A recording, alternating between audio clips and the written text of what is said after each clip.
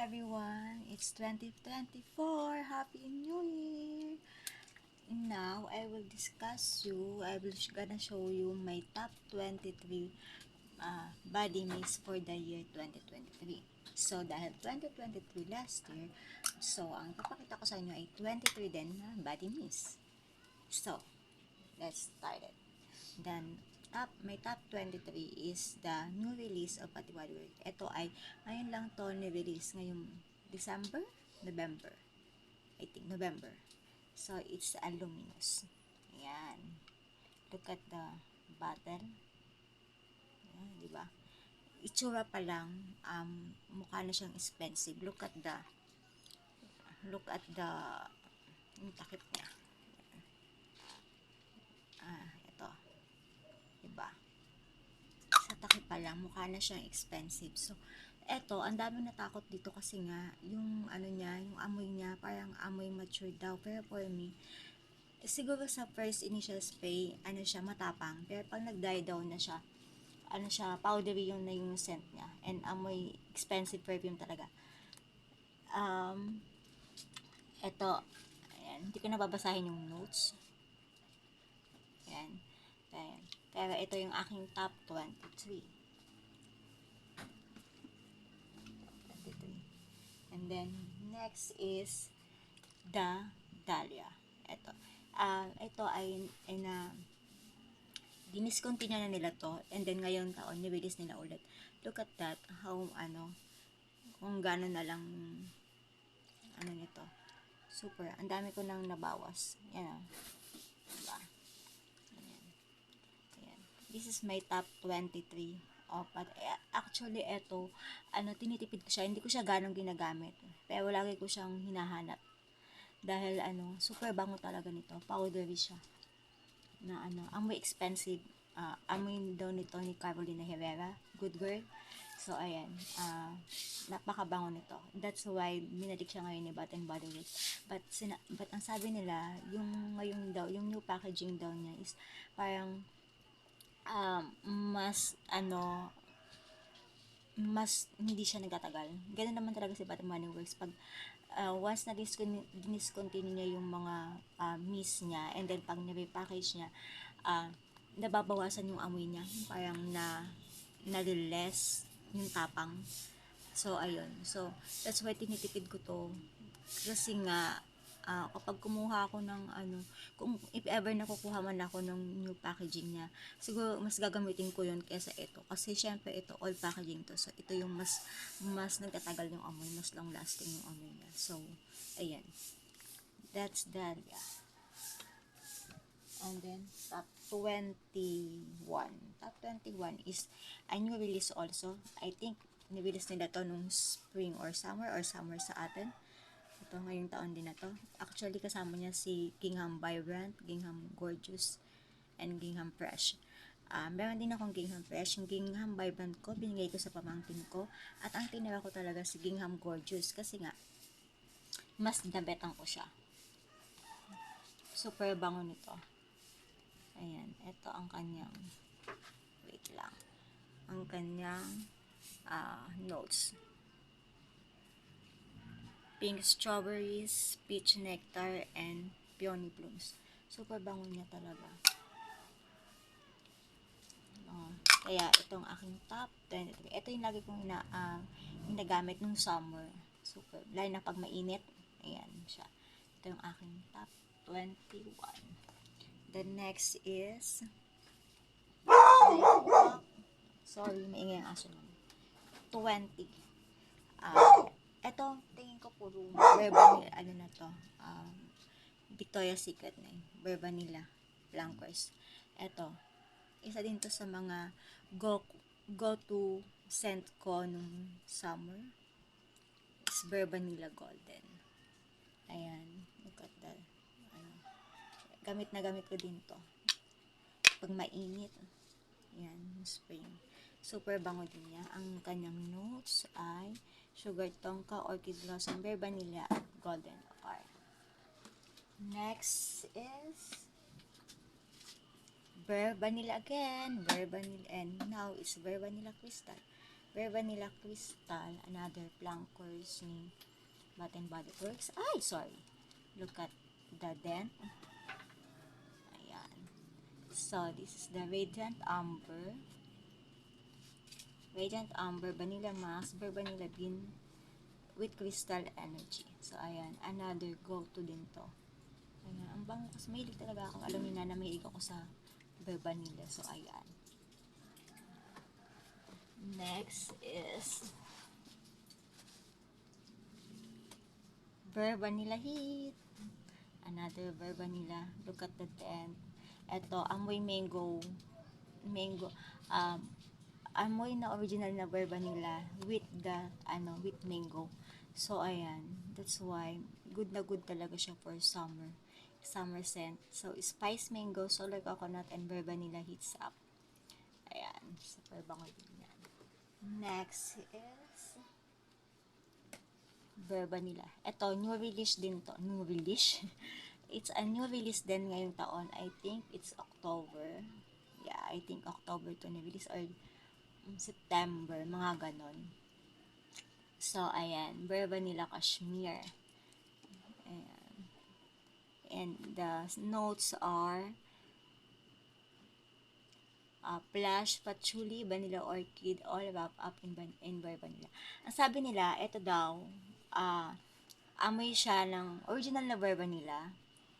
And then, yung Into the Night. Ako kasi, ayoko talaga na Into the Night. Kaya, kasi natatapangan ako, sobrang tapang niya. And then, yung Into the Night ko, binigay ko sa friend ko.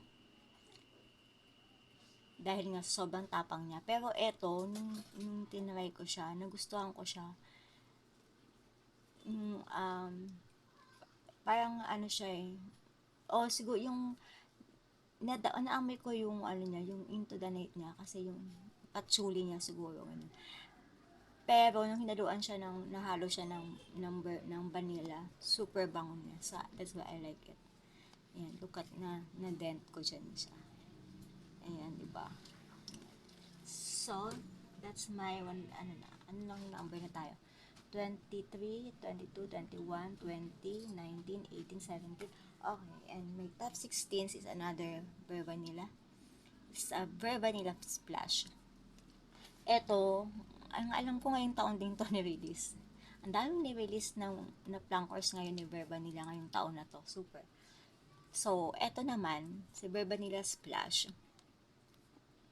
Siya, amoy siya ng Bare Vanilla with the marshmallow.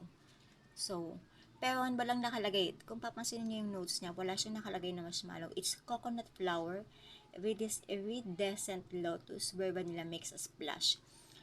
Pero pag in-spray mo siya, lalo na yung dry down niya, siya, maaamoy mo yung hint ng marshmallow. That's why, talaga namang, nung unang unang in-spray ko siya. Unang in-spray ko to, as in, love as spray snip talaga. Parang siyang amoy ni Beach Night. Ganun. Kung gumagamit kayo ng Beach Night, parang may hint siya ng ganun, as in. So, that's why I love it. That's the 16. Yan. And then, the next is, of course, kung nakita nyo na ang mga blankers sa Bare Vanilla, syempre, mawawala ba naman ang original, the OG, the Victoria's Secret Bare Vanilla. Look at my dent on it. Actually, suot ko pa lang to kahapon. Nilayer ko sila yung snowflakes and cashmere and yung soap ng Alwehab. Nilayer ko silang tatlo. So, ayan. Di ba? Gamit na gamit.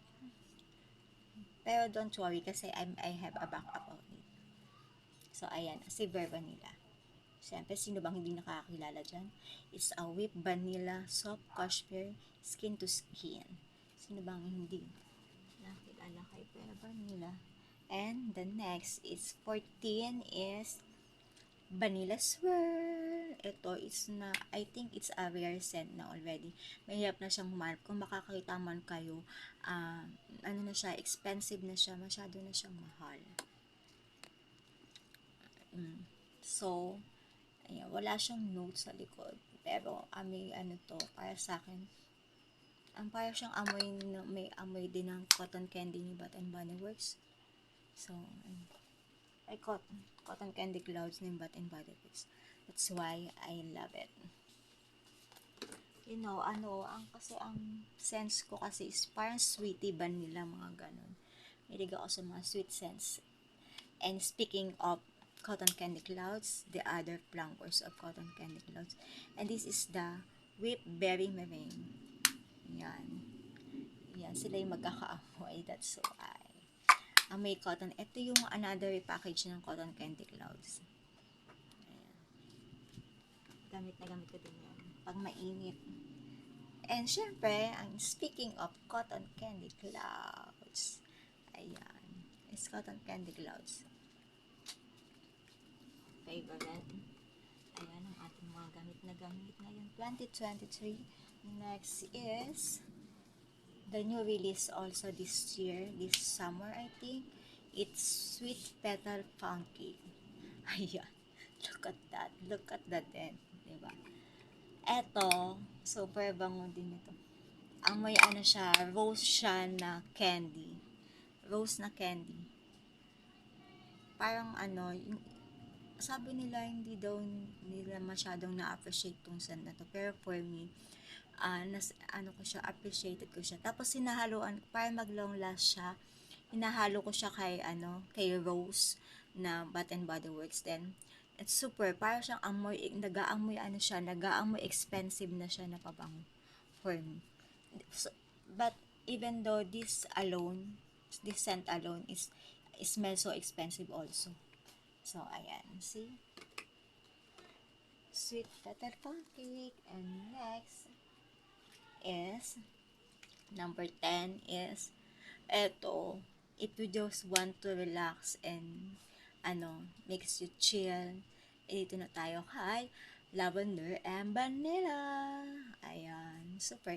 Actually, ko lang nitong this year lang din, sa karating lang din ito sa akin. Pero look at that, sa dami ng body mist ko, I have like almost 100 body mist. But look at that, diba? Pag malaki na yung dent, ibig sabihin lagi ko silang ginagamit. I look up to them very often. So ayan, it says here the notes are relax with the scent of lavender and vanilla, botanical inspiration and peaceful comfort. So ayan, ito siya, yung amoy vanilla nakaka-relax. Tapos haluan mo pa ng yung lavender niya, sorry. Yung lavender niya, nakaka-relax talaga yung amoy niya. And then haluan pa siya ng vanilla. So parang, oh my, just want to sleep, ganon. Ginagamit ko to pag matutulog. Ito yung madalas kong pinaanan pag matutulog ako. Siyempre, sino ba naman ang gusto na, diba? Ako kasi yung tao na pag gabi, usually kasi sa gabi ako naliligo. And then, after that, I spray body mist. And then, ang sarap ng tulog ko. And then, di ba, pag natutulog ka, tapos parang, ang bango ko, ganon. So, yun, ganon. Ang sarap ng feeling. So, yan, ito yung mga, yung ginagamit ko sa pabango pag matutulog. And then, another, of course, the original, my OG body mist kapag going to bed na, the warm and cozy. O kaya pag gusto mo lang mag-relax sa bahay, as in, pag ito talaga, lang talaga, chill lang tayo, ganon. The note is soft vanilla, toasted coconut, and passion fruit. So, kahit naman sinabi dito na coconut, hindi siya amoy coconut talaga. Parang amoy coconut na matamis, walang ganon. Basta, iba siya yung amoy niya. As in, I love it. Basta, if you have a chance to see it on our legit seller here in the Philippines, here at Shopee, as if naman, nasa Shopee ako, diba? At nyo na to, grab nyo na, try nyo, as in, hindi kayo magsisisi. Yan. And then, another, Eto pa, look at, eto, halos magkasabay kong Apple Chase, itong Lavender and Vanilla, and then Almond Blossom and Oat Milk. But look at that. Look at that. Look at the dent. Super amoy almond siya, na may milk, na may oat, basta super bango niya. As in, nakaka-relax talaga. Ito din mga gosent ko from pag going to bed na. So, nabura na nga siya, oh. Find comfort with the scent of almond blossom and oat milk, botanical inspirations, completely suited. Yan. Super bango. Super, super bango. I love it. As in, ko, pag naubos yan, kasi matagal na din siyang, na din siya ngayon, parang, bihira na din siya makakita ng ganyan. Bihira na kayo makakita ng ganyan. So, I, I, I plan to get another one. Kasi parang, parang, kaya ko ba na mawala na siya sa akin. Yan. So, ayan. And then, the next one is, eto, magugulat kayo. Kasi eto talaga, ilang years ko na tong ini-snub. As in na, what you call this, ilang beses ko na siyang binili, at ilang beses ko na din siyang pinamigay. Ayun, kasi hindi ko talaga siya matagalan yung amoy niya. Yung mga naunang packaging na nabili ko. But this two packaging nito, grabe, nagustuhan ko. Hindi ko alam kung, maybe because this packaging is like more creamier than the other. Kasi yung mga nauna talaga na packaging ng, sabihin na natin, ng strawberry pound cake, talaga, yung pag first spray mo, amoy panis na yogurt. Yung talaga, as in ko, hindi ko siya type talaga, hindi ko bet. But, I try again for the third time. Yes, third time ko na to na mag-purchase again. But another packaging naman ulit. So, nung tinry ko siya, nagustuhan ko. Kaya yan, look at that. Look at the dent. O, diba? Tapos, sabi ko, try ko din kaya yung, kasi sabi nila, yung faceted collection nitong strawberry pancake, more creamier daw. So, trinay ko din siya. Kumuha din ako. Look at the dent din niya. Kung nakikita niyo ba yung dent niya? Ayan o, diba? Until here. Hanggang dyan na. Then, ang laki na din. Kasi nagustuhan ko din to. Pero, kung papiliin ako, dito sa dalawang nagustuhan ko na packaging ni strawberry pancake, mas pipiliin ko pa din to. Eto. And then, second ko. And then, yung mga dati na release, tsaka yung bago. Yung mga unang release, hindi ko talaga sila bet. Yung latest release nito, medyo kaya ng ilong ko yon. And then, pero ito talaga, itong dalawa. Ito yung naging medyo kasundo ng ilong ko. So, ayan. Kaya, pero grabe ang rank nila. Kasi talagang ginamit ko talaga to. Ewan ko. Parang may times na gusto ko talaga siyang gamitin. Siguro nasa kasanayan na lang din ng aking ilong. And then, another new release ulit ngayong taon. It's the Among the Clouds. Ayan. Among the Clouds. May top 23.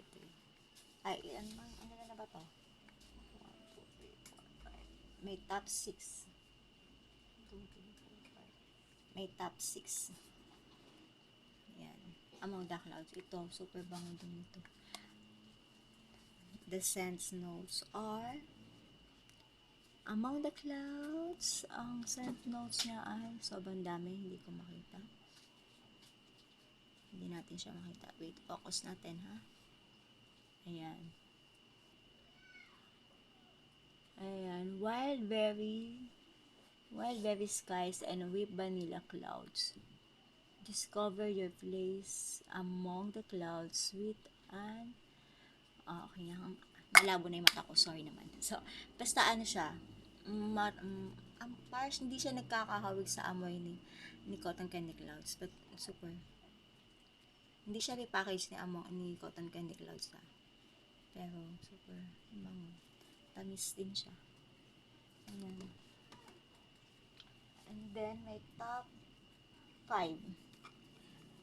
Dahil, alam niyo naman na mahihilig ako sa marshmallow. So, scent ng marshmallow. So, eto na si ay Sugar Plum. Ayan. These are the sparkling Sugar Plum Snowdrop Petals with marshmallow. Ayan. Ayan ang kanyang scent. Amoy marshmallow talaga to. As in, super tamis. I love it. Ayan. And then, ang ating top 4, wow, nasa top 4 na tayo. Siyempre, si Beach Night, mawawala ba? Si Beach Night. Siyempre, hindi. So, ayan, eto si Beach Night na amoy marshmallow. Ang kanyang notes ay, isulit natin. Ang notes niya ay toasted marshmallow, sea salt breeze, s'mores, accord, and beach dripwood. Creamy vanilla. So, ayan. Ayun. Amoy. So, alam niyo na ang aking mga hilig. Ang mga sweet like candies, and then marshmallow, vanilla, like that. So, ayan. Ito na si Beach Nights. Actually, speaking of that, bigla ko tuloy naalala, nagamit ko din pala si Calgon. So, itay na natin to sa kanila. Isingit na natin. So, ayan. Si Calgon natumba sila. Natumba. Si Calgon Marshmallow. So, ayan. Look at the dent. Diba?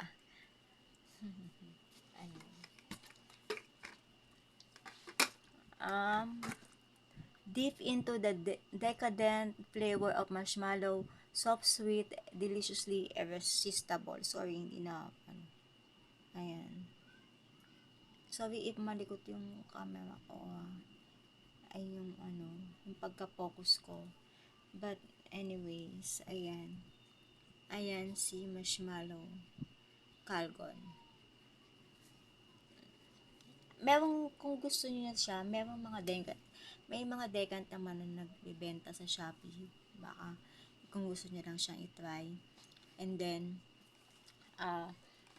meron din itong maliit. Alam ko may maliit nito. I think parang 75 ml din ata or 50 ml na nagtitinda. So, nagkakatumbahan na sila. So, ayan. Si Calgon Marshmallow. And then, the top 3. C, Snowflakes and Cashmere. May bago ng packaging nito ngayon. Pero, syempre, dito pa rin tayo sa old. Kasi, yung old, yun yung old packaging ng Bath and Body Works. Yun yung mga mas long lasting. Kasi, syempre, pag nire-package na, alam ko kung anong ginagawa ng Bath and Body Works, bakit pag nire-package nila, yung mga scents nila, nababawasan yung amoy. Kung long lasting siya nung first release, nung second release na niya, yung new packaging niya, hindi na siya ganun ka long lasting. That's why, pero I plan to get that. Look at the dent. Look at my dent diba? Super, ang dami na lang dent nito. So, ayan, this is the old packaging ng strawberry snowflakes. Ay, nagkakatumbahan sila, guys. Diyan na natin lagay. And then, may top 2. Ito, ang tagal-tagal ko nang gustong itong makuha. Ba't this year ko lang siya na-get? Nakuha talaga. Hinalap ko talaga to. And yan, and this is the champagne sprinkle. Super.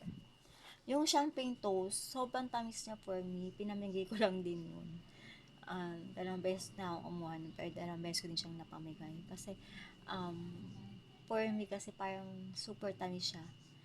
Kaya, parang hindi ko siya masyadong bet. Oh, pero so, mabango talaga siya. Kaya lang, masyado akong natatamisan. So, ito yung as in saktong-saktong swak na sawak.